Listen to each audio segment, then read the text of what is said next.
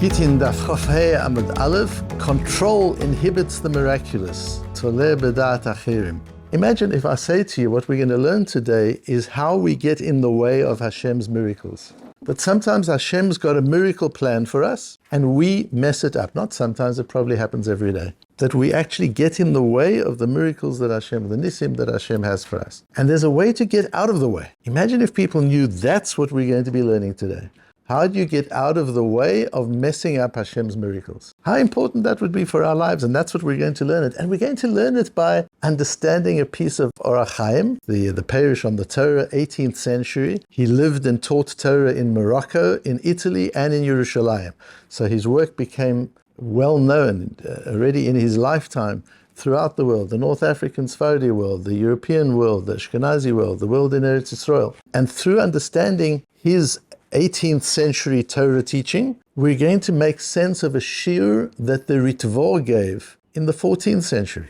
And we're going to listen to the Ritvo shiur from the 14th century, where he explains a view of Abaya from the 4th century. And Abaya is busy analyzing a conversation between Rabbi Yoshaya and Rav Yehuda in the 3rd century, 100 years earlier.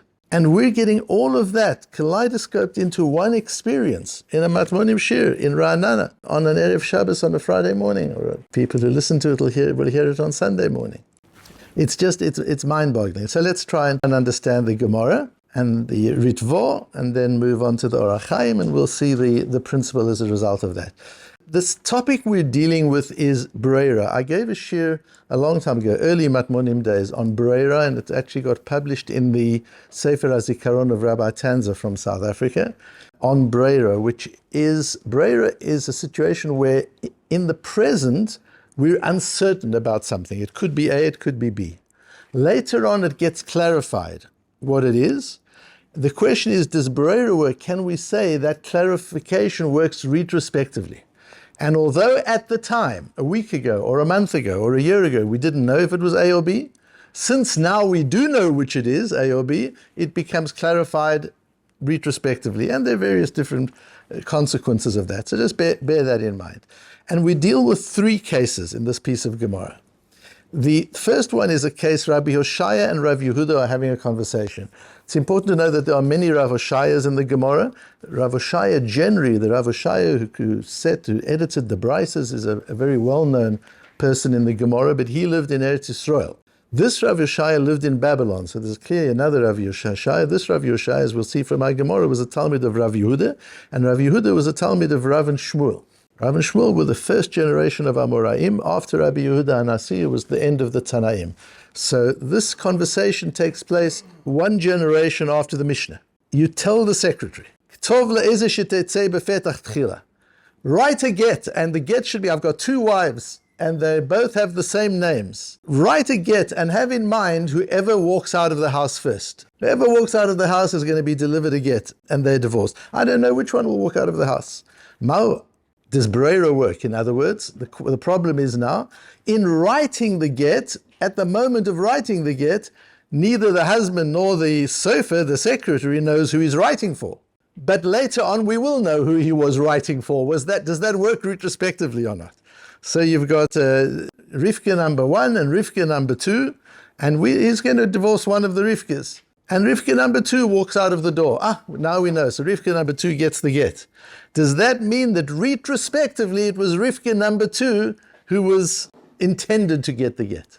Okay, that's the question. Amalei Tinitua, he says, we've got that in our own Mishnah. We can answer that. Where the Mishnah says, Yetemikir Amalei Lavla, he said to the secretary, Ktov le'ezeh she'ertzeh agaresh.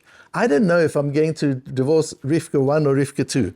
Make a get for Rivka, and have in mind that I will make up my mind in good time and I will give it to the one I choose. Pasula garesh, well, that doesn't work. Alma, ein breira. So you see, breira doesn't work. You don't say, well, later on he decides to divorce Rivka number 2. So clearly when he was writing the get, he had in mind Rivka number 2. Esvei says, how can you say that? We've got a case of a man who says, I'm shechting my korban pesach. When you shech the korban pesach, when you slaughter a korban pesach, you have to have in mind the people who are going to be eating it. So I'm shechting my korban pesach for whichever of you, of my children, get to Yerushalayim first. So a certain one gets Yerushalayim first, he gets his part of the Korban Pesach, and then the question is what happens to everybody else. Those are the three cases. Hoshaya Bri, Rav Yehuda says, Hoshaya, my son, you're mixing up things here.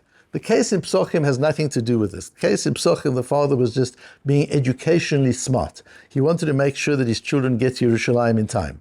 So he says, for the first one who gets there, he makes it competitive, he games it. So we know that, you game something and you make a winner, and you give a prize to the winner, everybody gets motivated. So he knew his kids, and he set it up as a game, but it's got nothing to do with Breira. It's a different issue altogether.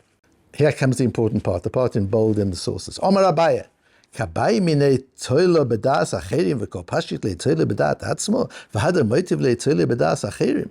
You're going backwards and forwards in completely different cases. I understand we're talking about Breira. Can a later determination clarify an earlier dilemma? That's the issue. But look what you're talking about. The first case we discuss is Tole Bedat Achirim. You say the first woman who walks out of the door.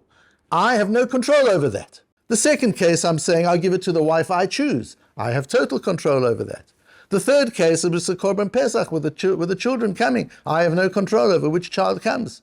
So we're going backwards and forwards between Dat Achirim and Dat Atzmo. And they're not the same. Because says Abaya, if I'm toleh bedat achirim, if I'm making it subject to an event over which I have no control, then maybe Breira works. And we'll discuss why. We can work retrospectively. But if I am yet to determine, and the determination will be mine, I retain control over the decision, I'm simply postponing the decision, then Breira doesn't work. That's what Abaya says. Says Rava, my Kashi, what are you talking about, Abai? It doesn't make any difference. If you hold Breira, you hold Breira everywhere. If there's no Breira anywhere. Either you hold that the future can clarify the past, or you don't. It's got nothing to do with Toli B'dat Atzmo or not. Which is very interesting because you remember Abaya Verova. Remember the two personalities and these two lenses with which to see the world.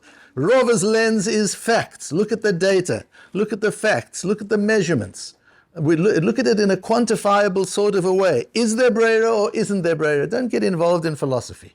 Abaya says, look at the essence of it. If you understand how Breira works, you will realize that these cases are completely different. They look the same, but they're not the same. Breira is not just a universal concept. It works in a certain way, and if you understand it's working, then you realize it can apply some ways and not in other ways. That's Abaya. Abaya, the Reb Shimon Shkop kind of mind, the mind that thinks philosophically and metaphysically. And Rava, the Brisker kind of mind. Let's just look at the halacha. What are the facts? So we see that same machlokes playing out again here on Daf Chof Hey. Explains the Ritvo. I'm not going to go into Rashi's pshat, but explains the Ritvo. The time of the Abaya. I'll explain Abaya to you. So now just imagine you're sitting in the Ritvo's Beis HaMedrash in Spain. Now the truth is it's not the Ritvo. Although it says it's the Ritvo, it isn't the Ritvo. Because on Masechta Gittin and Masechta Bava Metzia, the Ritvo that we've got is actually not the Ritvo. It's Rabbeinu Karkash, probably. Rabbeinu Karkash was a friend of the Ritvo and part of the same school. They both learned with the Ra'o and they learned with the Rashbo. They're part of that school in Spain. And these two Masechtas were known as the Chidusha Ritvo, but we've established that it's not the Ritvo. The Mosad Rav Kook in 1979 published the first real Ritvo. And this does not appear in the real Ritvo. This appears in the Ritvo that we've got. So it's a little confusing, just as an aside. Says, but let's call him the Ritvo for the moment. So we're sitting in the Beis HaMedrash, whether it's Rabbeinu Karkash in the Beis HaMedrash or his friend the Ritvo, they're giving a shiur, explaining Abaya, this metaphysical idea of Abaya that Rava rejects. What is Abaya thinking? Explains the Ritvo, that when a person is toleh bedat achirim, when you make the decision dependent on an external event over which you have no control, Shaykh Shapir Be Breira, then you can say Breira. Shaharei lo haya davar talui b'tzno el b'mikre. This is not dependent on his own will, it's dependent on coincidence. What happens? So then you can say, I'm not intervening. Let's see what Hashem does, how it plays out. Who walks through the door first? I'm not making the decision. Hashem will decide that. And if Rivka number 2 walks through the door, that's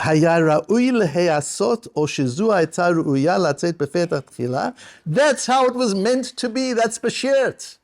And if it's beshert now, it was beshert from the beginning. Hashem knew who was going to walk out the door. When I wrote the get and when the secretary wrote the get, Hashem knew who was going to walk out the door, and I said, I'm making the get dependent on who walks out the door. Hashem, you know who's going to walk out the door, so the secretary knows who he's writing the get for. That's what the Ritvo is teaching in his Beis HaMedrash, and we, sitting here today, hundreds of years later, are learning how the Ritvo understands Abaya and how Abaya understands the conversation between Rav Yehuda and Rav Oshaya. It's just unbelievable what happens when you learn Gemara.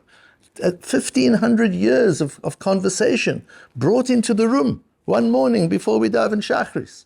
What it is, what does that mean? And we understand the metaphysics of intervention and non-intervention. To understand it better, let's go into the Beis HaMedrash of the Orach Chaim. So here's the Orach Chaim teaching a piece of Chumash when Reuven says to the brothers, Vayatzileu miyodam, says the Torah. Reuven saved Yosef from the brothers.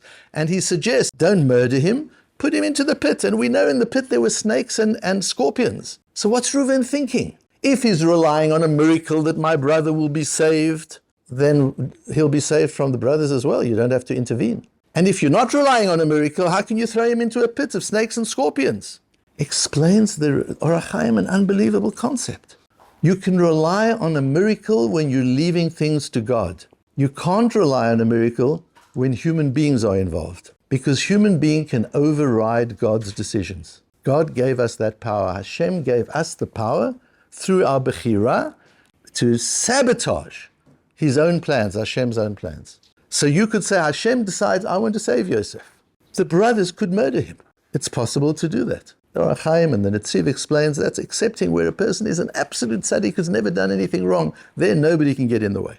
But with most of us, we've got enough good and bad in us for bad people to do bad things to us, even if it wasn't Hashem's intention. Bashir doesn't work when human beings are messing it up. Bashir works when you leave it to Hashem.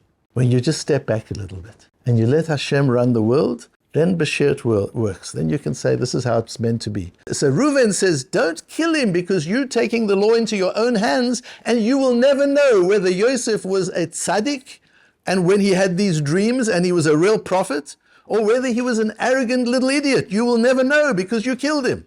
And you can't say, Bashir, you see, Hashem let us kill him. He didn't stop the bullet. We pointed a gun at his head. We pulled the trigger. And you know what? Hashem let the bullet go. So you see, Hashem wanted him dead. No, you wanted him dead. You don't know what Hashem wanted. You've intervened.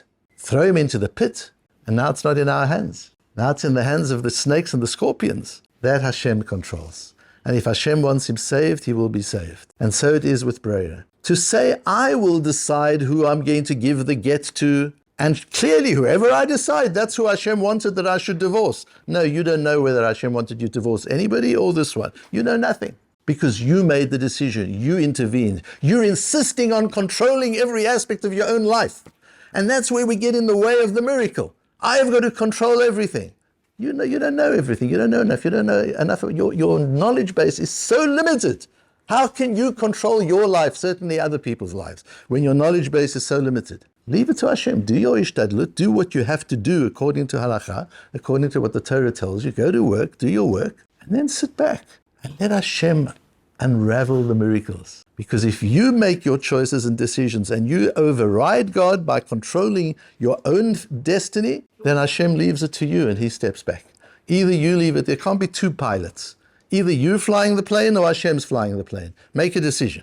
Yes, you've got to get the plane ready and prepared and you've got to do all the things you've got to do. But once you're flying, you leave it to the captain, or do you want to be the captain? If you want to be the captain, that's the most arrogant thing you could possibly do. And say, Hashem, welcome, run your own life. You want me to be the captain?